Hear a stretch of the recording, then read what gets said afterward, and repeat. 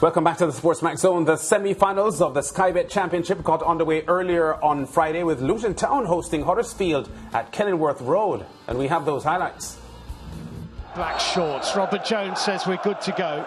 And Huddersfield get this two-legged playoff semi-final underway at Kenilworth Road. Will it be Carlos Corberán? Will it be Nathan Jones? Huddersfield on the front foot straight away and appealing for a penalty inside 10 seconds here, and the referee has said no. A way that they certainly deserve to still be in there at the time, but I think you've got to keep that flow going, haven't you, in the Premier League? And here is an opportunity. It's Sinani trying to get it onto his right foot, and he scores! Great finish! They've done it well all season, and it's all about that little through pass into Sinani. I felt he just missed the trick, but half a yard out of his feet. He's got Sonny Bradley who faces him off, and then he gives it another touch away, and at the near post, well, question marks, should you get beat at the near post, but it's a super well-executed strike from Sinani, and a real brilliant goal. Well, this is all about the delivery now from Naismith. Left-footed, beautiful delivery. What a great ball in, and Sonny Bradley's equalised. It's his partner, Sonny Bradley, and it's whipped in with so much pace. Just coming in behind, you can just see there. He's definitely not offside. High line from Huddersfield, and just the momentum of Sonny Bradley just gets away from his marker. That'll be the big question mark, but you can't fault the finish. Fantastic, right in front of. And that will do it. It's all square into the second leg on Monday at Huddersfield. Really engrossing first leg as Carlos Corberán and Nathan Jones exchange a handshake.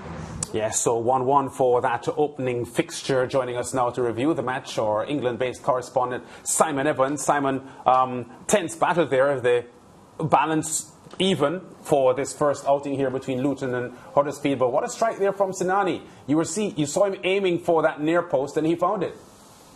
Yeah, I think there have to be questions asked about the goalkeeper though with that one, because the defender ushers him away, which basically he's blocking any shot across to the other side. So there's nothing for the goalkeeper to protect on the other side of the goal. He really should have been in across to cover that one, but he executed it really well. He's a sharp player, interesting player, plays for Luxembourg, having been born in the former Yugoslavia, and he's popping up with important goals for Huddersfield. Yeah, the Terriers felt they should have had a penalty in the first 20 seconds. What was your analysis of that? There were a couple of incidents like that in the game. There was one at the other end for Luton as well, where there was the kind of pushing that might often be given in the Premier League, and might often be something that, if it wasn't given, VAR would have a look at and possibly give.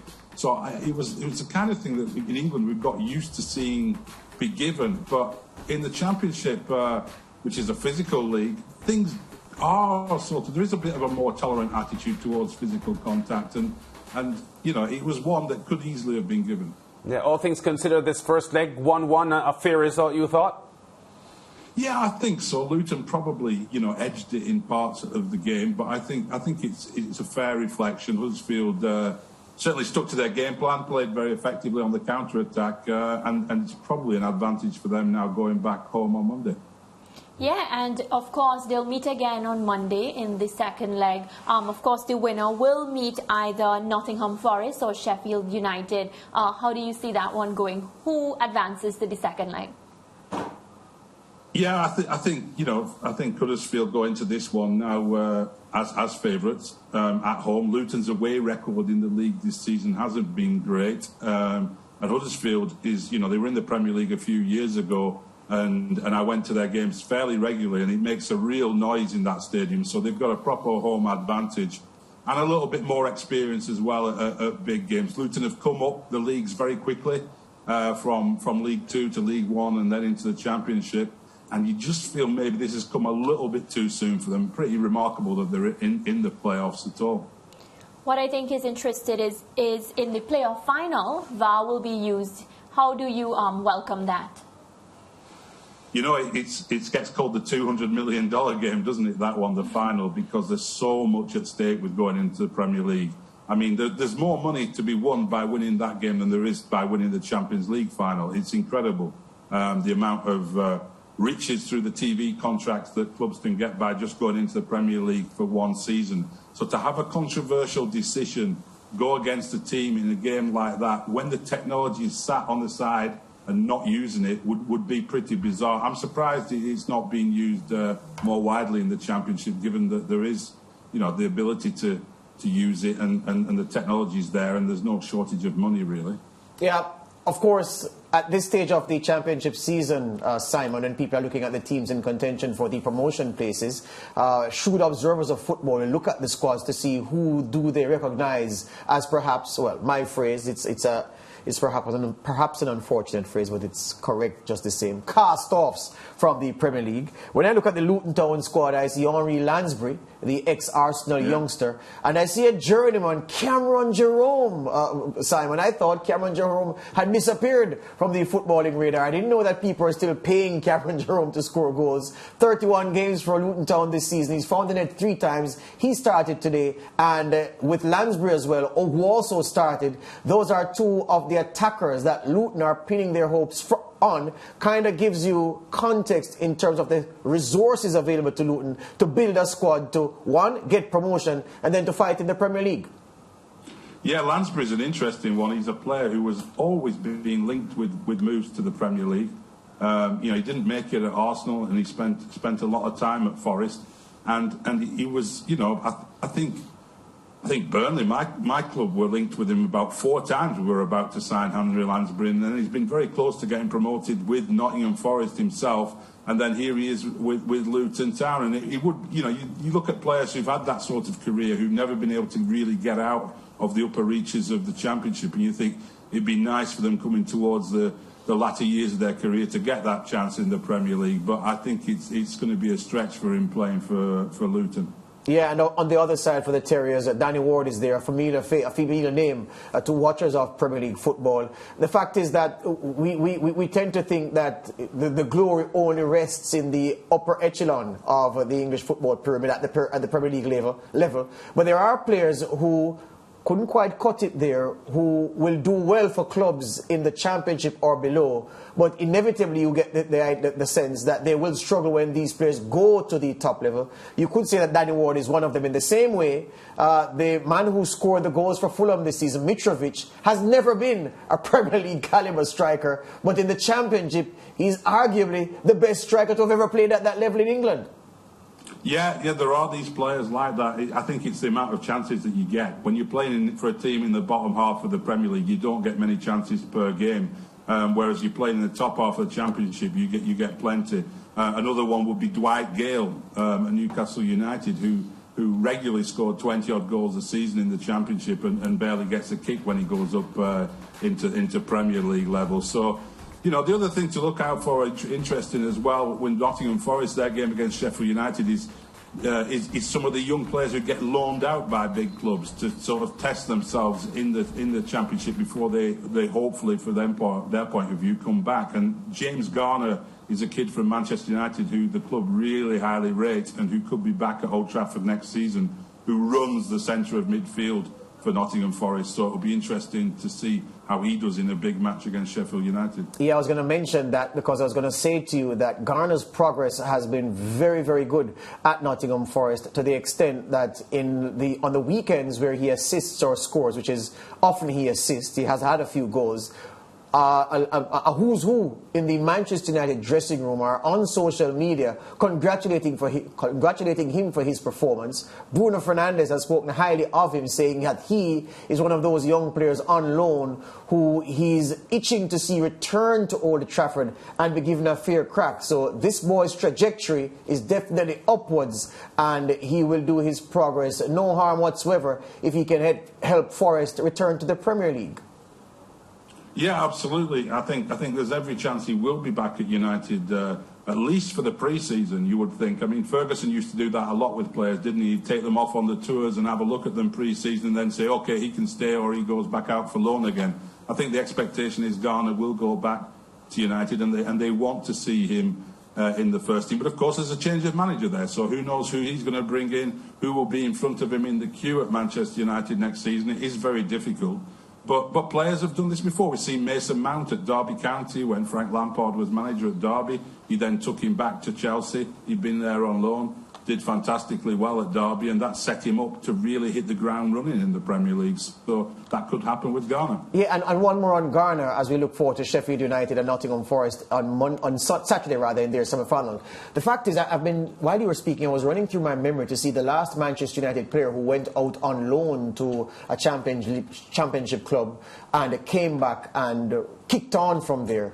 And it's been a long time between those players, Sam. And the last player I can remember is perhaps one David Beckham, who was at Preston North End for a spell. Correct. And he came back. But all of the others who went on loan, they either stayed at the lower level or they were sold to another Premier League club, and it didn't quite happen from them back at Old Trafford, even if they had impressed on loan away from Manchester United.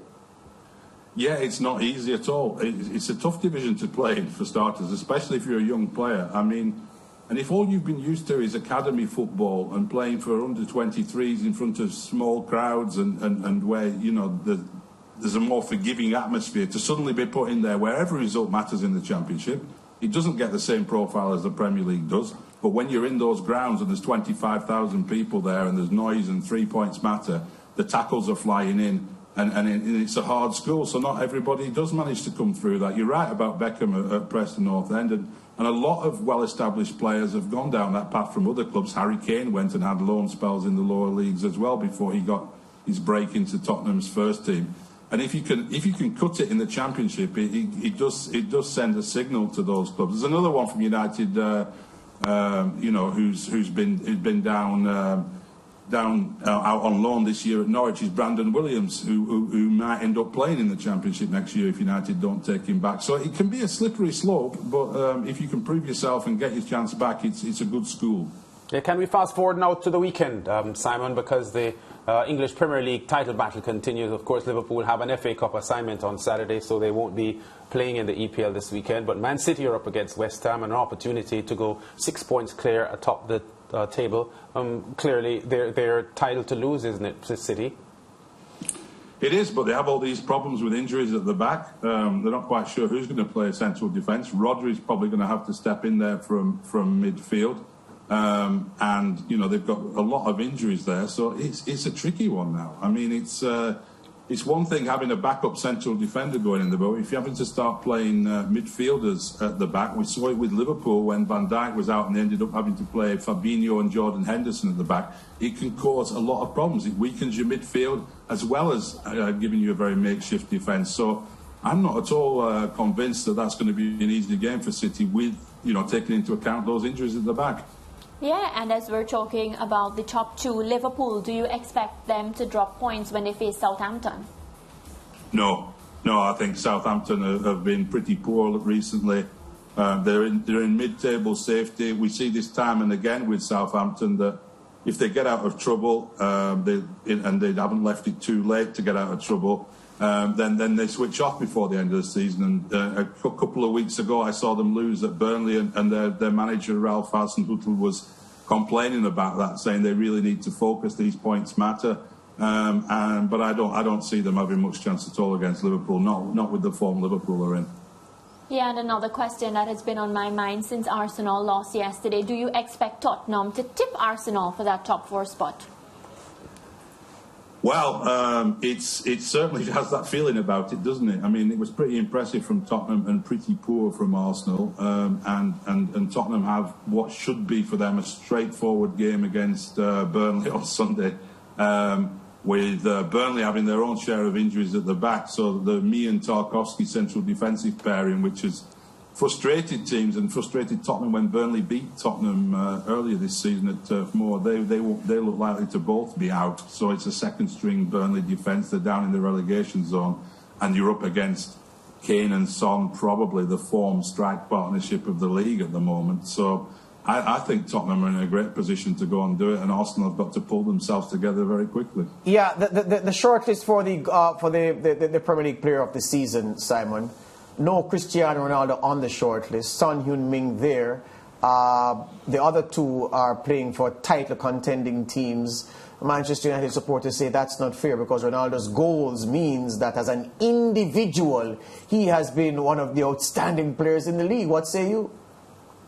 Well, he has, but has he been the player of the season in the Premier League? It's hard to justify giving a player of the season in the Premier League to anyone from Manchester United after this season, to be honest. He has scored a lot of goals. He's won quite a number of games by those goals as well. But I look at Son and I just think for some reason he doesn't quite get the credit that he deserves. Maybe it's because he plays for Tottenham, who haven't been competing for titles. Maybe it's because he's from South Korea and we don't see him playing in big European Euros or World Cups and so on in the same way. But I think he's an absolutely fantastic player. I mean, some of the goals he's scored this season, and he's been doing it for 4 or 5 seasons now, and I think he really deserves an honour. Yeah, Son's situation, Sam, reminds me of back in the day when Jermaine Defoe used to bang them in for whichever club he played for, and he would never get a look in, and I would wonder, well, what else does he have to do? Because you're talking about an individual award, and in the same way Defoe was bypassed year after year, you get the sense that Son has been rewarded for being bypassed year after year. Yeah, maybe, but I think it is his time, and he has been really excellent this season. Whenever decisive moments, some absolutely wonderful goals, and a brilliant understanding with Harry Kane. He's great to watch. All right, before you go, Simon, George thinks that the FA Cup final is a foregone conclusion to Liverpool. Do you agree with him? Yeah, I do. I do. I just wondered if you did. Yeah, no, I do. I just think they've got the edge there. I think they have the edge, but it isn't done and dusted. Okay, well, Monday we'll talk, okay? All right, we'll see. You know what my predictions are like, so. I remind you before you go that Son this season has 21 Premier League goals, 0 penalties. Yeah, top stuff. Everything from Salah has penalties. Yeah, I'm not one of those. I'm not one of those who marks penalties as less a goal than a 40-yard screen. But it's important to make the point, you mean? No, man. Right, but people make it look like, he scored 40 goals, but there were 5 penalties in it, as if penalties are lesser than. No, penalties are goals. I don't distinguish. Yes. But to score 21 goals and 0 penalties? Top stuff. Insane. Okay. Yeah, break time. Back with more on the zone after this.